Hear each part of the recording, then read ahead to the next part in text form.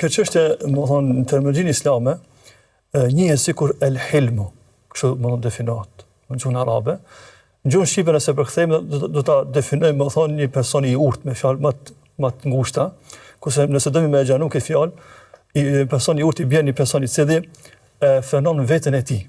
Është i matur dhe nuk merr, më thonë, njëherë hapa konkrete nëse dikush i ka bërë padrejti. Nuk e merr, më thonë, hapin e dënimit.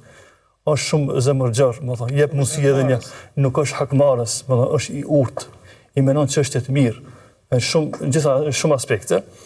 Por, më thonë, ne kur normi analizojmë këtë çështjen el-hilm, më thonë, me qenë, më thonë, i urtë, këtu e shohim që edhe emri Allahut, një ndër emrat e Zotit është el-Halim, i urti. Ka se njerëzit, më thonë, bëjnë mëkate, bëjnë lëshime, bile shumë njerëzi, edhe nuk e besojnë fare Zotit hiç, më thonë.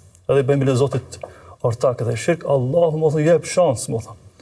Jep, më thonë, i ushqen, i furnizon, deri momentet e fundit vdekjes. Më thonë, jep shansat më dhaja, më thonë. Jep familja, jep pasuri, jep shëndet, edhe pse, më thonë, ndoshta nuk i dënon më njëherë. Ka gjasa që ka mundësi me dënu disa njerëz, por në shumicën e rasteve Allahu jep mundësi njerëzve të ndarën dhe të meditojnë. Pra, shikoni, më thonë, këtë cilësi të mirë, më thonë, fillimisht Allah, më thonë, cilësohet me këtë cilësi të madhore. Gjithashtu ne kemi edhe pejgamberët e Zotit.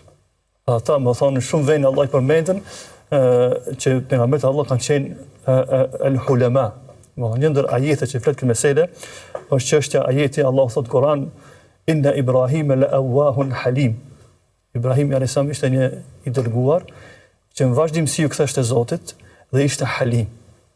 I urtë, i matur në çdo lëvizje ata që bënë. Pra nuk ka kuptim ti jesh edhe halim, siç po thoni, dhe i urtë dhe gjaknxet. Dyja shkojnë këto dy. Ashtu. E neshta nëse normin në cilat sfera na duhet, nuk ka sferë që na duhet më thonë urtësia, më thonë. Shembull, raporti jon më thonë me prindërit.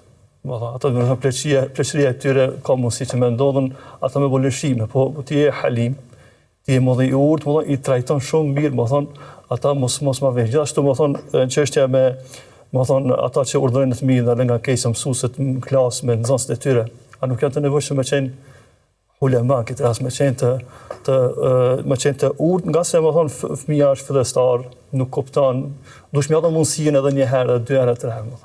Pra është një cilësi shumë madhore që ka të bëjë me devotshmërinë e besimtarit.